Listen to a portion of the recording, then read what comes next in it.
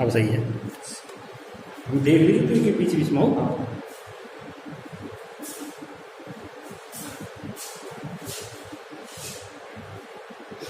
प्रिय विद्यार्थियों नमस्कार। साइंस क्लास 10th में आप सबका स्वागत है।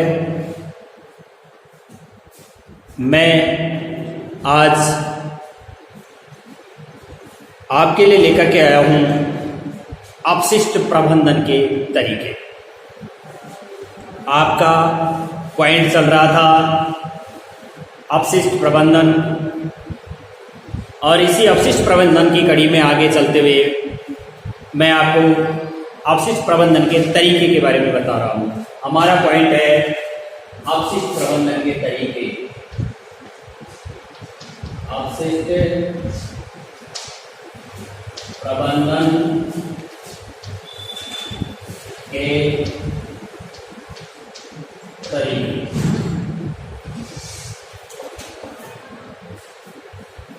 देखिए, अपशिष्ट जो प्रबंधन है, अलग अलग क्षेत्रों में अपशिष्ट सामग्री के प्रकार, आसपास की भूमि का उपयोग और उपलब्ध क्षेत्र समेत कई कारणों पर निर्भर करता है। सबसे पहली बात कि अपशिष्ट का जो प्रबंधन है अलग अलग क्षेत्रों में अलग अलग प्रकार से किया जाता है। इसी बात को हम नोट करेंगे पहले कि अपशिष्ट प्रबंधन अलग अलग क्षेत्रों में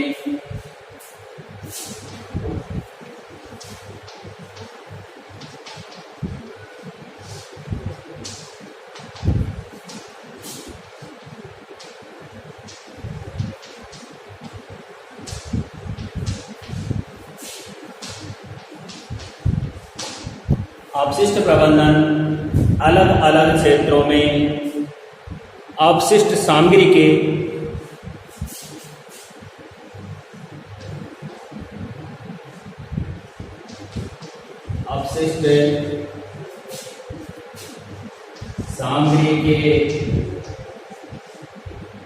भिन्न भिन्न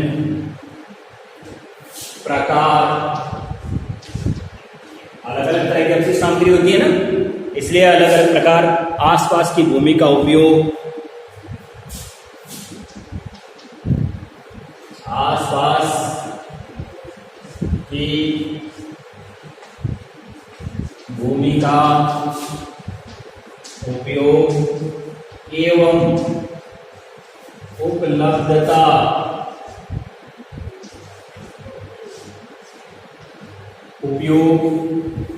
उपलब्धता समेत कई कारणों पर निर्भर करता है। समेत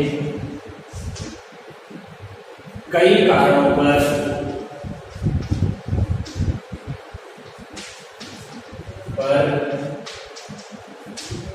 निर्भर करता है।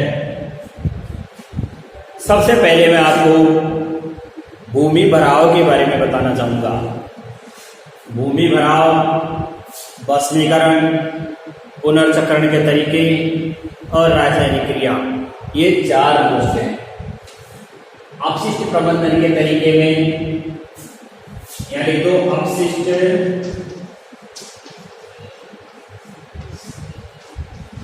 प्रबंधन के प्रकार। नंबर 1 भूमि भराव। नंबर 2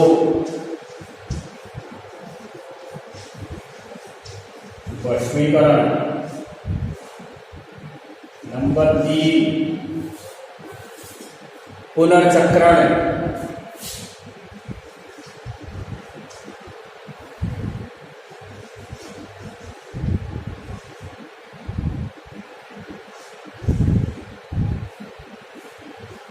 और नंबर 4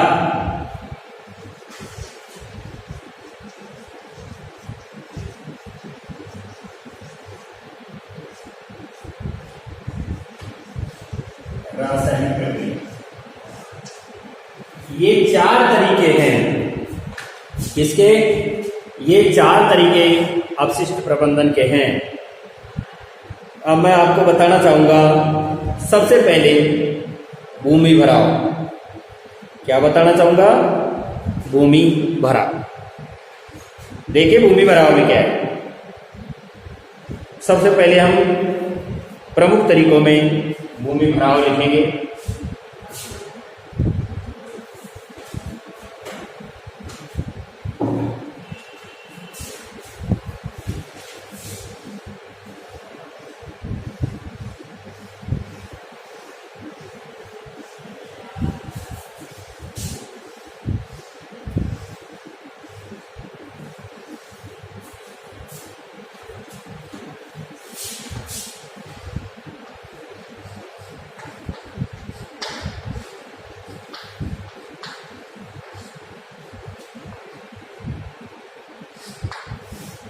भूमि भराव के बारे में तो सुनिए पहले भूमि भराव की।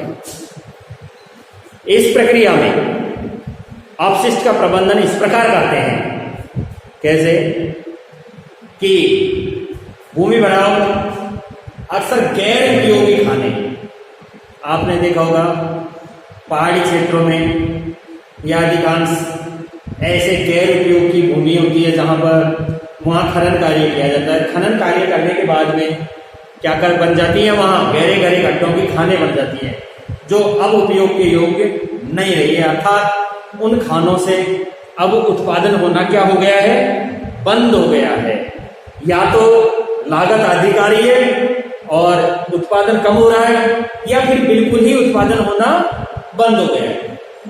ऐसी खनन रिक्तियों, ऐसी खान खाली पड़ी हुईयों में ये भूमि भराव के क्षेत्र बना दिए जाते हैं। यहां अपशिष्ट निपटान का एक बहुत बढ़िया, साफ, अपेक्षाकृत कम खर्च वाला तरीका है। अधिकतर देशों में भूमि भराव आम चलन है, लेकिन पुराने और गलत तरीके से यदि भूमि भराव करते हैं तो इससे पर्यावरण पर उल्टा प्रभाव पड़ता है। जैसे हवा से कचरे के उड़ने की स्थिति बनी रहती है, अगर खुला छोड़ दिया तो कीटों को आकर्षित कर लेते हैं जिससे बदबू उत्पन्न हो जाती है, तरल का उत्पादन आदि। इसके अलावा कार्बनिक अपशिष्ट के अपघटन से मेथेन गैस निकल जाती है जो बदबू पैदा करती है, वनस्पति को नष्ट कर देती है, ग्रीन हाउस प्रभाव उत्पन्न हो जाता है। लेकिन अब जो आधुनिक भूमि भराव कर दिया गया है, आधुनिक भूमि भराव की जो नियोजित तरीका है वो अपशिष्ट का निष्पादन ठीक ढंग से करता है। गड्ढों को मिट्टी से भर देते हैं। भूमि भराव गैस निकाली के लिए भूमि भराव गैस प्रणाली का प्रयोग किया जाता है। इस गैस को इकट्ठा करके और बिजली उत्पादन में काम में भी ले लिया जाता है। ये तरीका है आपका क्या? भूमि भराव। भूमि भराव को लैंडफिल कहते हैं। क्या कहते हैं इसको? भूमि भराव का दूसरा नाम लैंडफिल है। यहीं से पॉइंट बनाना शुरू कर दो। भूमि भराव का दूसरा नाम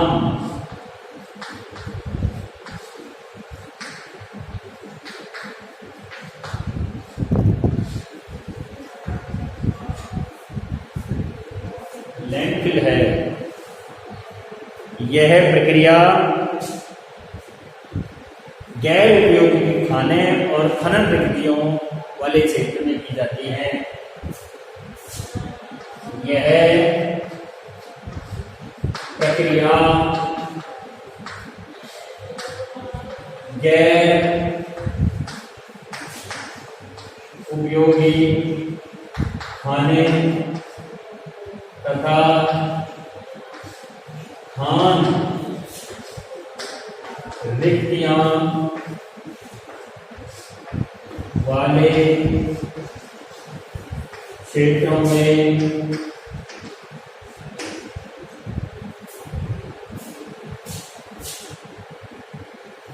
की जाती है।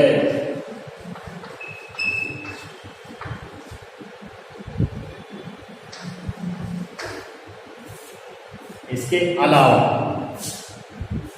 यह है अपशिष्ट निपटान का एक बहुत ही साफ और कम खर्चीला तरीका है।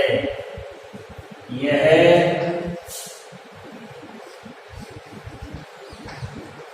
अपशिष्ट निपटान का साफ एवं कम खर्चीला तरीका है।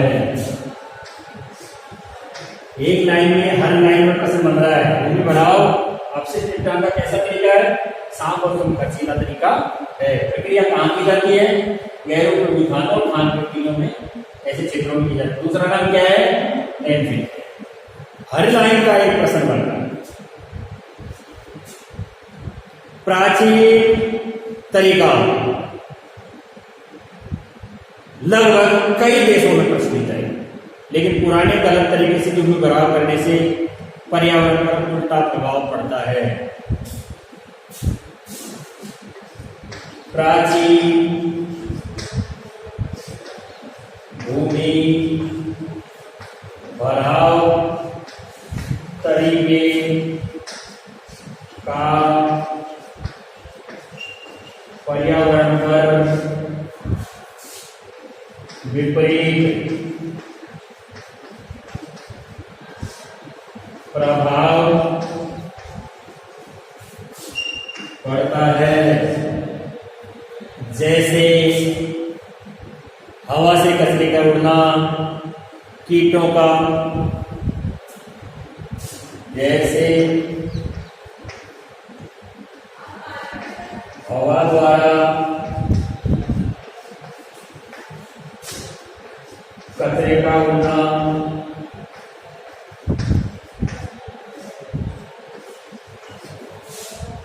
कीटों को आकर्षित करना,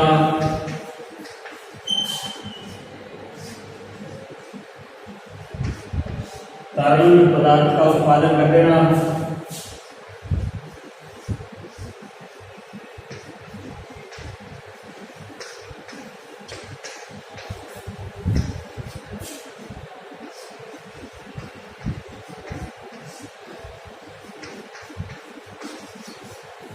आदि। यह स्थिति कौन सी तरीका है?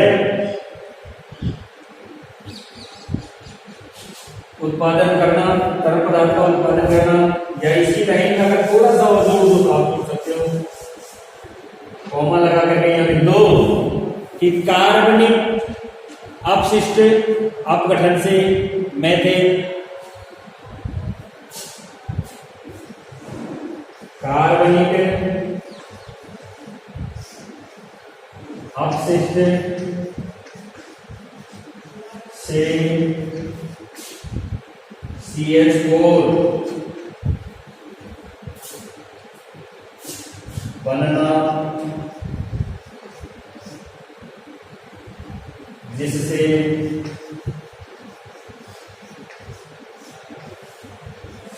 वनस्पतियों का नष्ट हो जाना,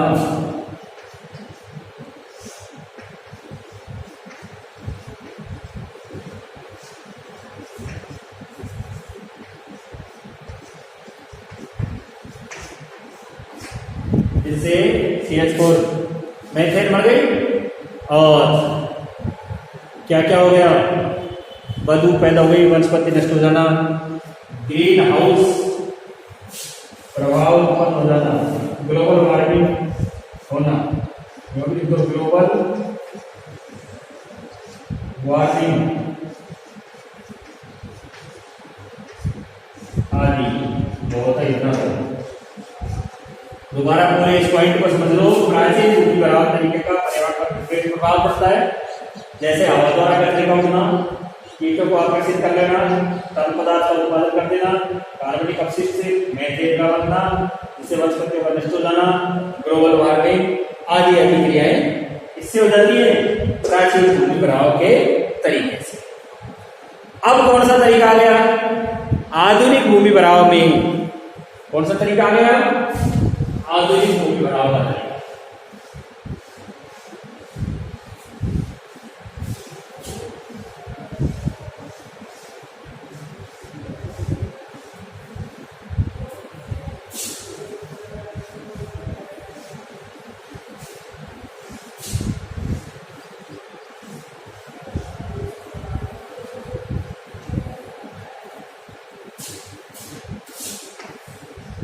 आधुनिक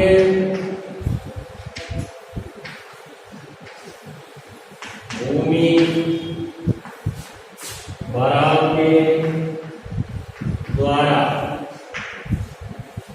आधुनिक जो भूमि भराव है उससे आधुनिक भूमि भराव के द्वारा नियोजित तरीके से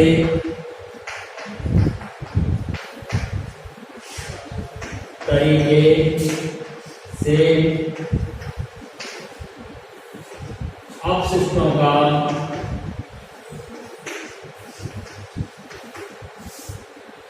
निष्पादन किया जाता है।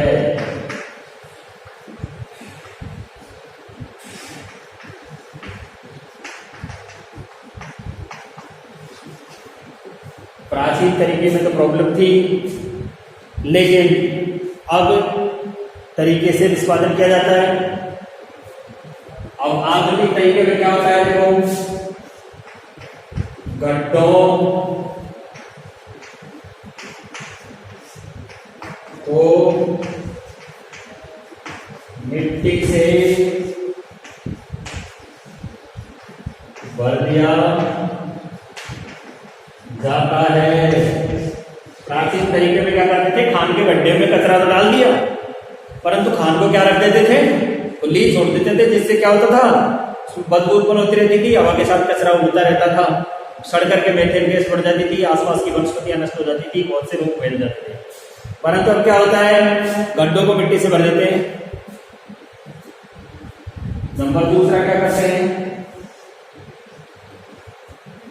भूमि भराव प्रणाली है ना, जिसमें से भूमि भराव गैस निकासी के लिए, भूमि भराव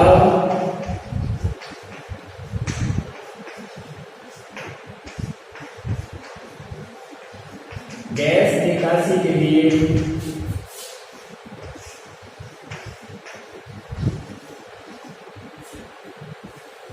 क्या करते हैं? फिर भूमि भराव गैस प्रणाली स्थापित की जाती है।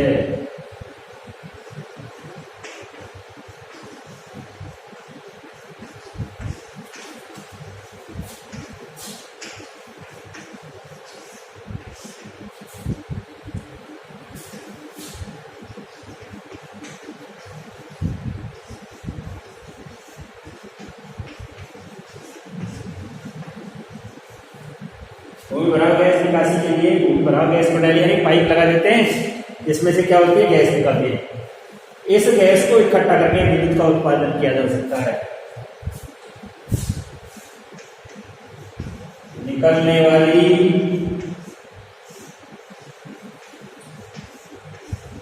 गैस को एकत्रित करके विद्युत उत्पादन में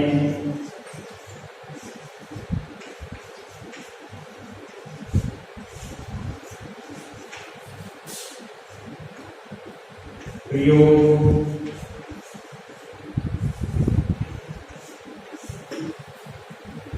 किया जाता है।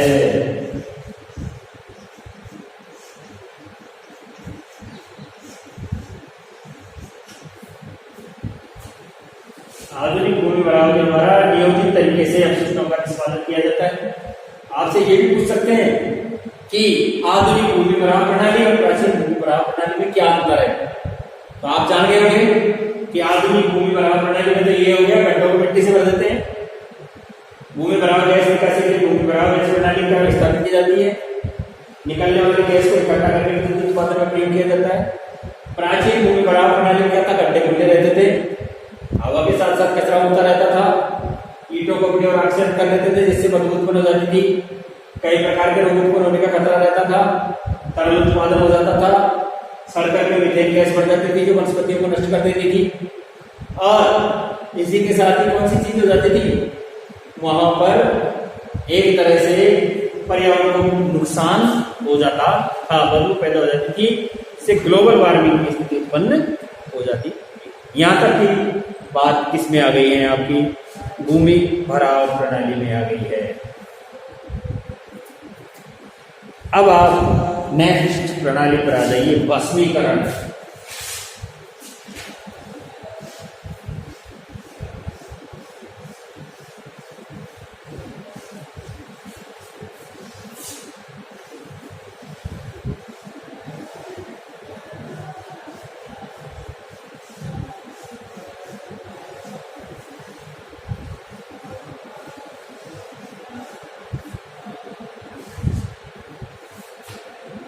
नंबर 2 पर है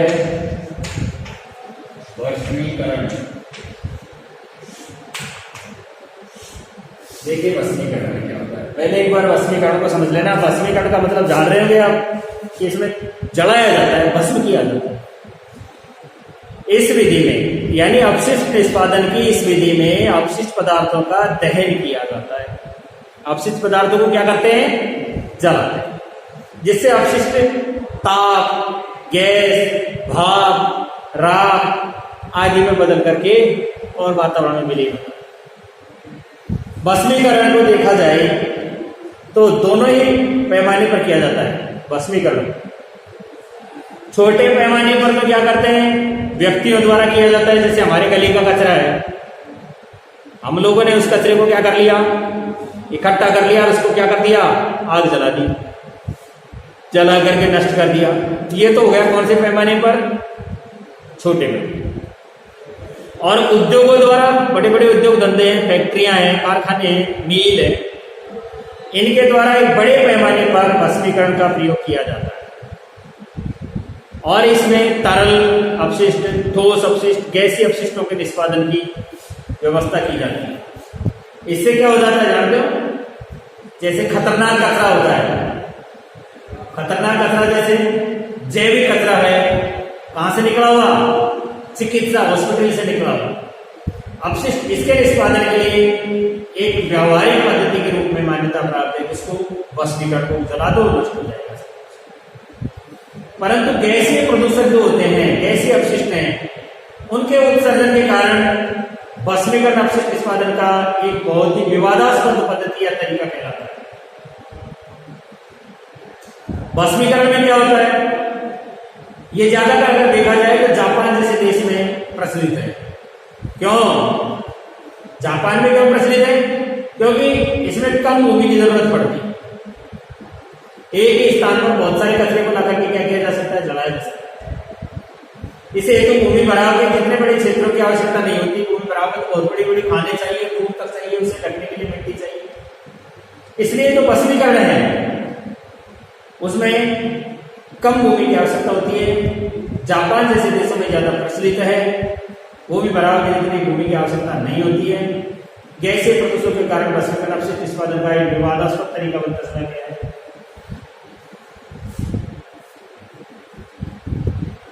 भस्मीकरण का पहला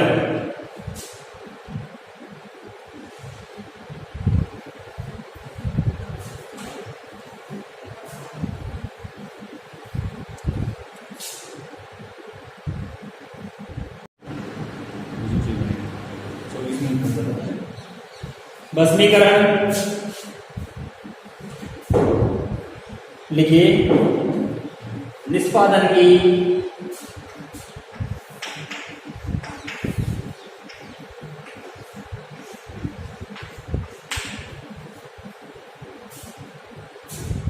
इस विधि में अपशिष्ट पदार्थ का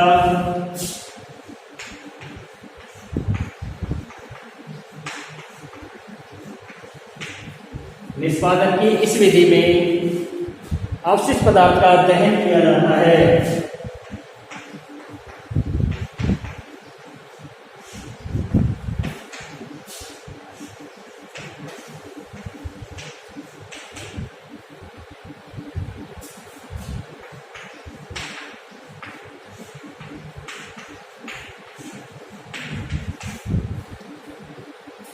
अवशिष्ट पदार्थ का इसमें क्या करते हैं, दहन किया जाता है। इस विधि में अवशिष्ट पदार्थ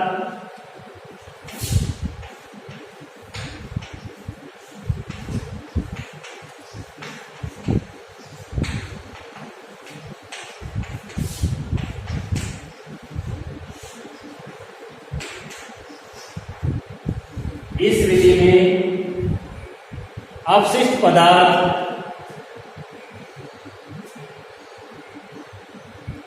ताप, गैस, भाप और राख में ताप, गैस, भाप और राख में परिवर्तित हो जाते हैं।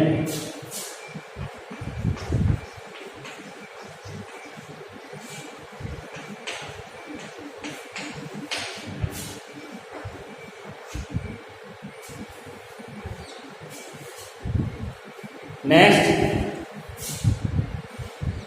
भस्मीकरण छोटे और बड़े पैमाने पर किया जाता है।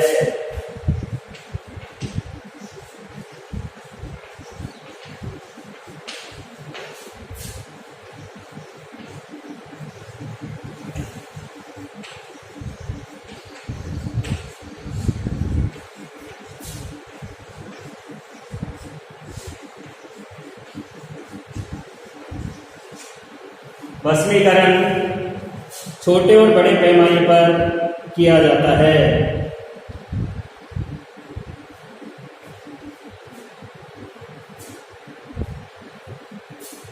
छोटे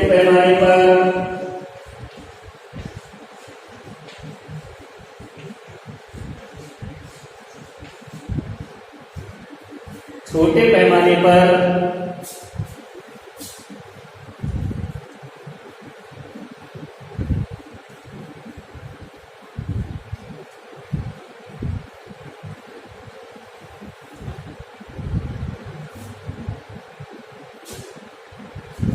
व्यक्तियों द्वारा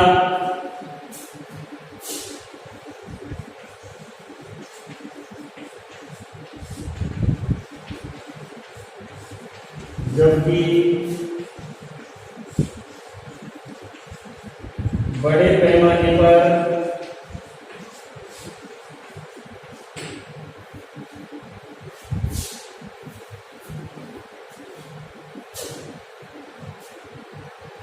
उद्योगों से निकलने वाले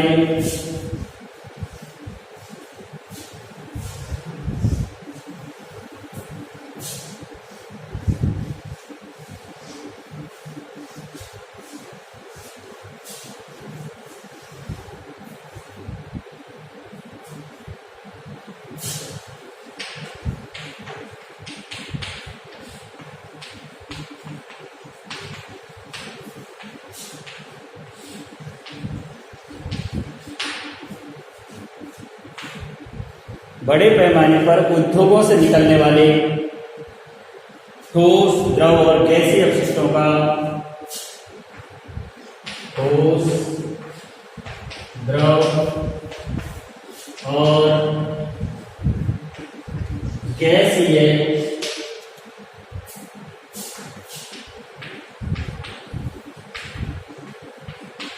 अपशिष्टों का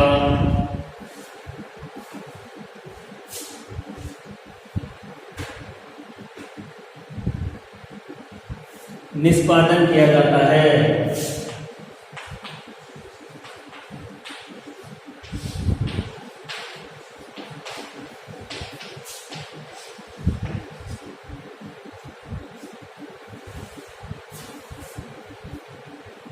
खतरनाक जैविक चिकित्सीय अपशिष्ट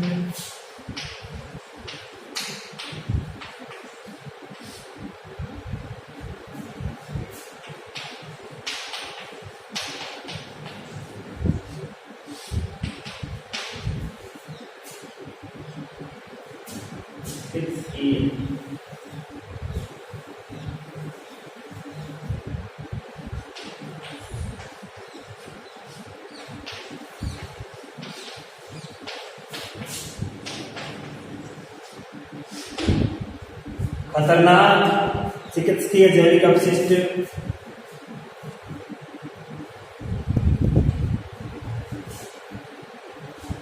निष्पादन के लिए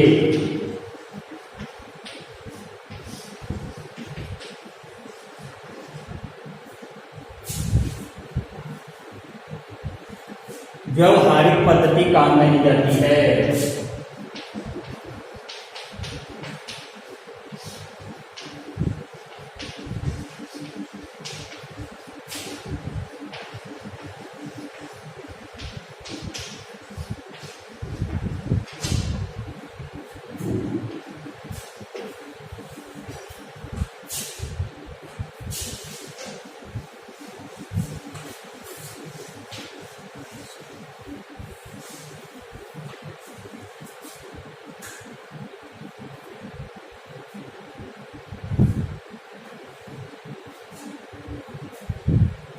गैसीय प्रदूषकों के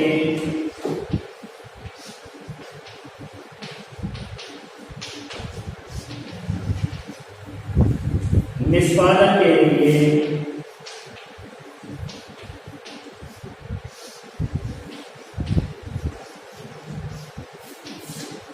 वाष्पीकरण एक विवादास्पद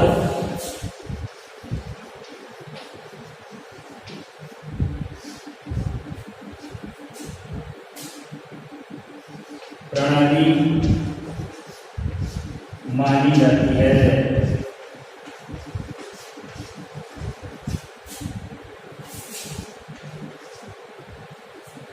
विवादास्पद प्रणाली मानी जाती है।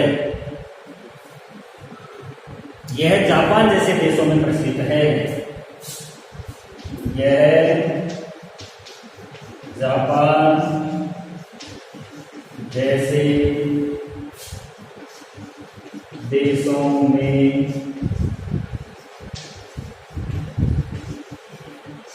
प्रचलित है। कहाँ ज्यादा प्रचलित है? ये जापान जैसे देशों में प्रचलित है।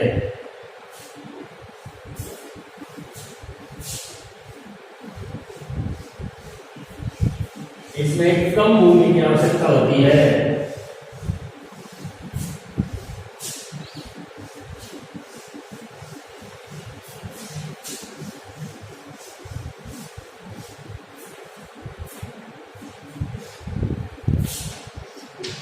इसमें कम भूमि की आवश्यकता होती है।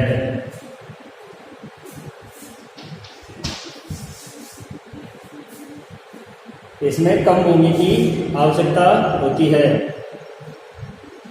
भूमि बराबर जितने क्षेत्र की आवश्यकता नहीं है।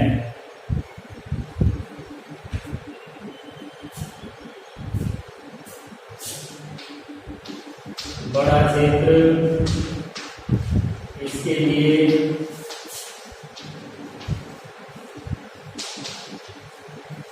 आवश्यक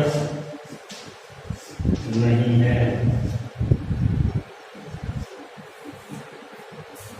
हो गया भाई। अब पुनर्चक्रण करें।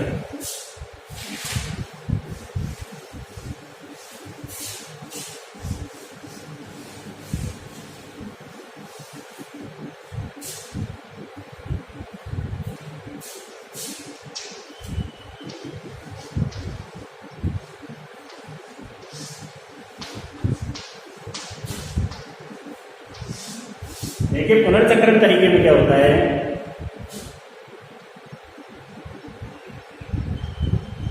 अपशिष्ट से संसाधनों को या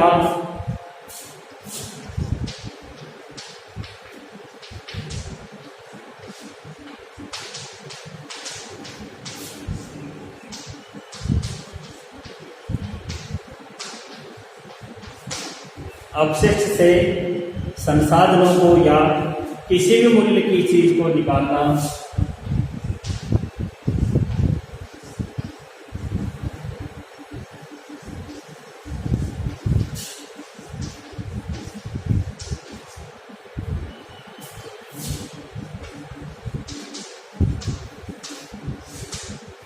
किसी भी मूल्य की चीज को निकालना पुनर्चक्रण के नाम से जाना जाता है।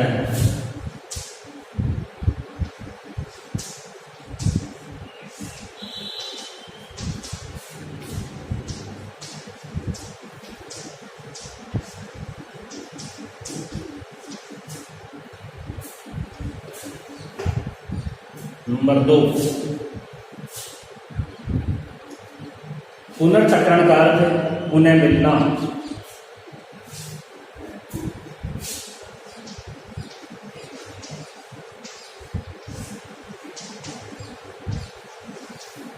पुनर्चक्रण का अर्थ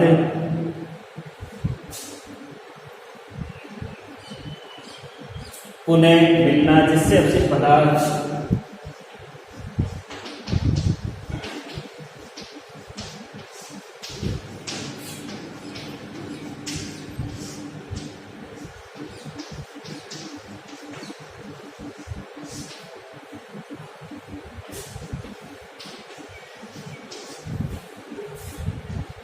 अपशिष्ट पदार्थ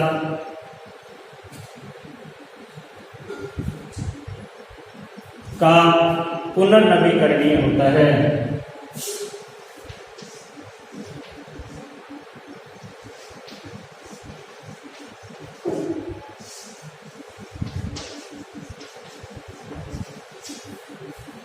क्या होता है?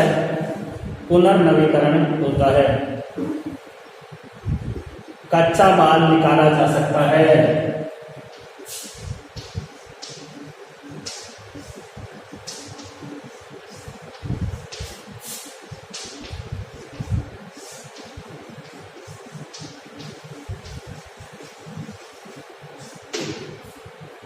कच्चा माल निकाला जा सकता है। पुनः प्रक्रम किया जाता है तथा पुनः प्रक्रम किया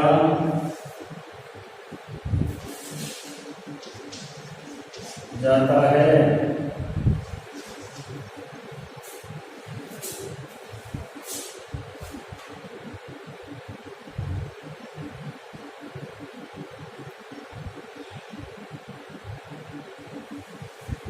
अपशिष्ट की कैलोरी सामग्री को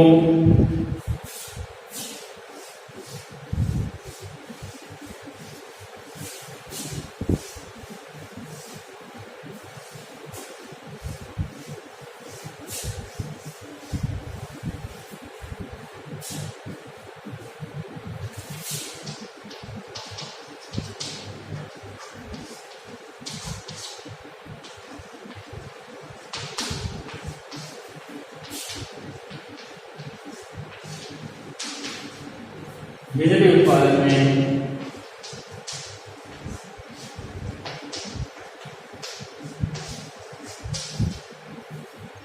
अपशिष्ट की कैलोरी सामग्री को बिजली उत्पादन में परिवर्तित किया जाता है।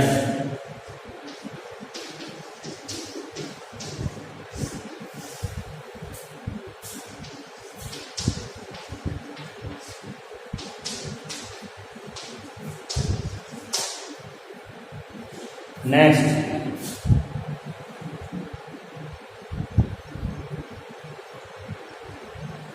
विकसित देशों में ज्यादातर प्रतिदिन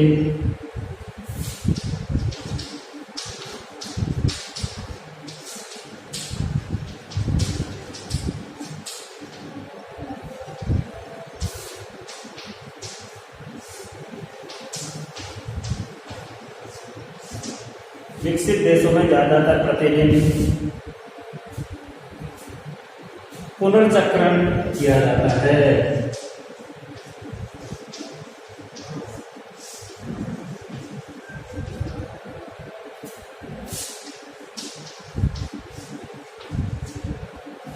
ये आपका हो गया भस्मीकरण। पुनर्नवीकरण के लिए सबसे आम उपभोक्ताओं ने एल्युमिनियम के पेड़ डिब्बे, इस्पात, भोजन, एरोसोल के डिब्बे, प्लास्टिक और कांच की बोतलें, गत्ते के डिब्बे, पत्रिकाएं, प्लास्टिक के सामान आदि हैं। प्राकृतिक जैविक अपशिष्ट पदार्थ जैसे पौधे की सामग्री है, बचा हुआ भोजन है, कागज, ऊन आदि का प्रयोग कंपोस्ट खाद, वर्मी कंपोस्ट, जैविक खाद बनाने में किया जा सकता है। साथ ही इस प्रक्रिया से गैस उत्पादन करके विद्युत बनाई जा सकती है। और चौथी प्रक्रिया रह गई है रासायनिक प्रक्रिया। चौथी प्रक्रिया क्या है? रासायनिक प्रक्रिया। और इसी को लिखवाता हूं मैं अभी आपको।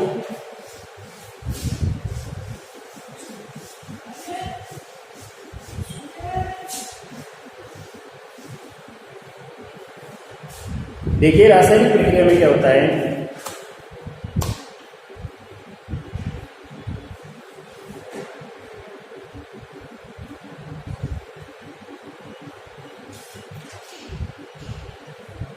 जैव निम्नीकरणीय रासायनिक क्रिया।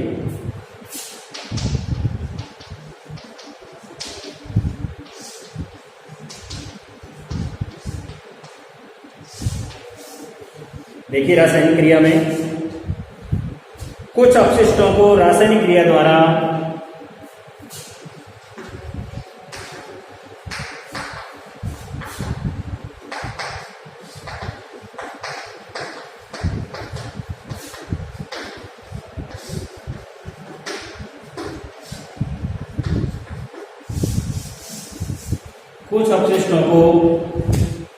रासायनिक क्रिया द्वारा या तो उपयोगी पदार्थों में बदल दिया जाता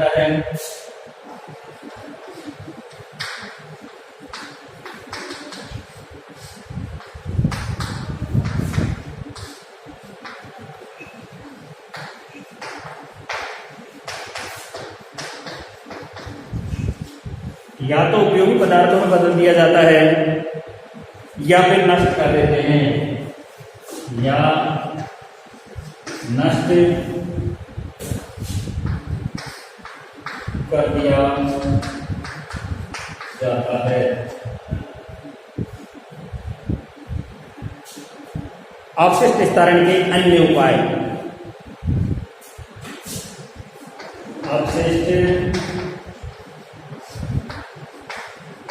निस्तारण के अन्य उपाय।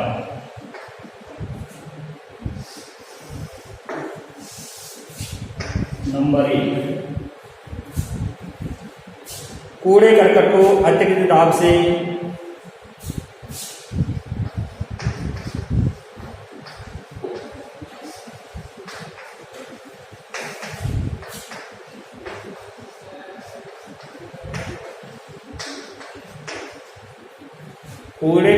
अत्यधिक दाब से ठोस ईंटों में बदला जा सकता है।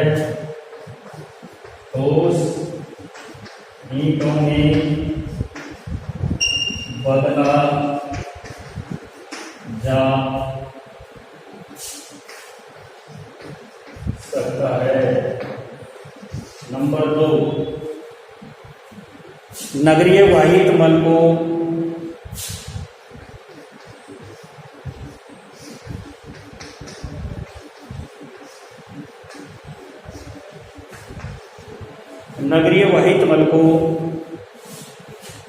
सीवेज ट्रीटमेंट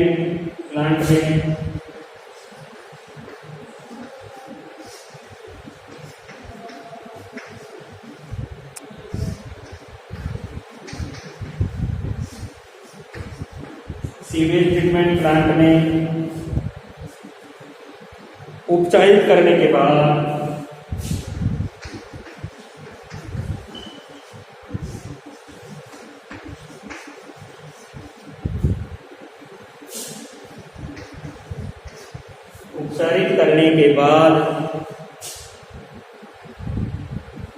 सिंचाई में प्रयोग लाना।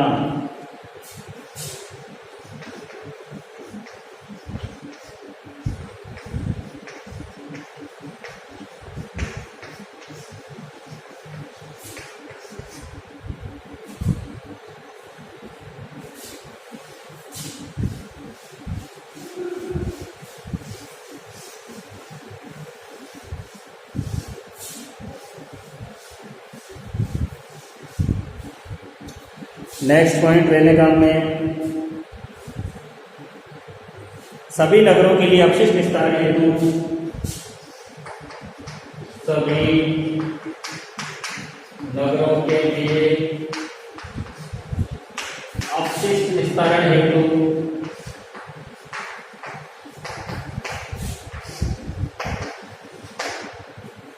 सभी नगरों के लिए अपशिष्ट निस्तारण हेतु एक दीर्घकालीन मास्टर प्लान का निर्माण। एक दीर्घकालीन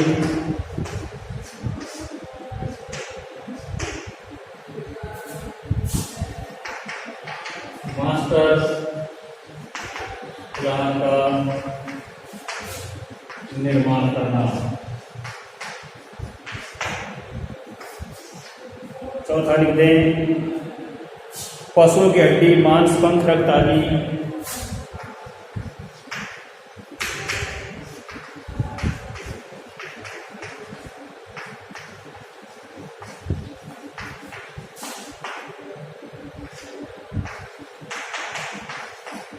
पशुओं की हड्डी, रक्त, मांस आदि के प्रोटीन भाग से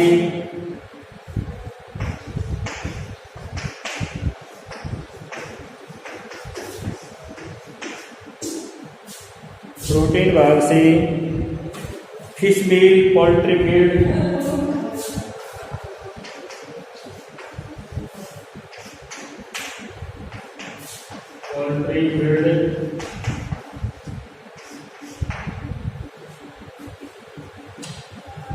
तथा वसीय भाग से चर्बी प्राप्त करना। तथा वसीय भाग से चर्बी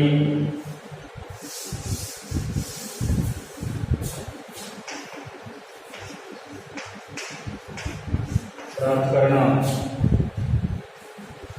और लास्ट है इसका, महानगरों को प्रदूषित किए बिना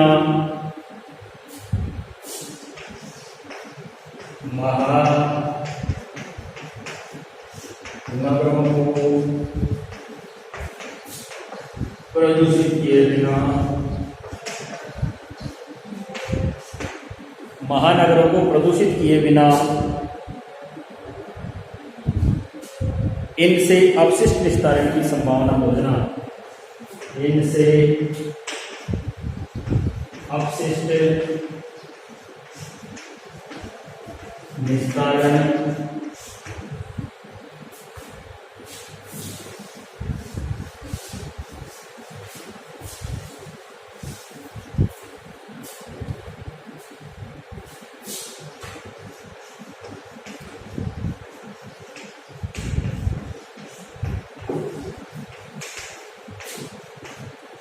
खोजना।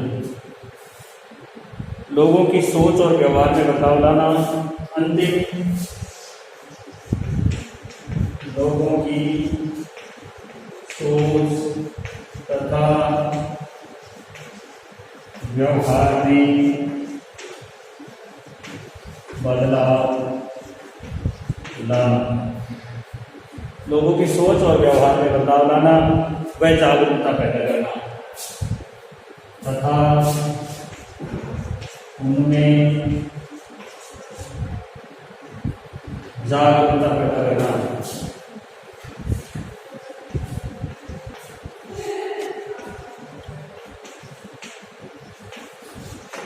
इसी के साथ आपका ये पॉइंट खत्म होता है। आपका पाठ भी यहीं पर समाप्त हो गया है। इससे आगे की बातें आपको बाद में बताई जाएंगी। ठीक है, धन्यवाद।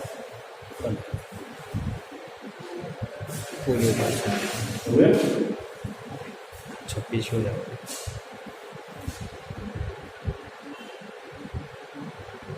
25 और 24 को बढ़ा दे रहे।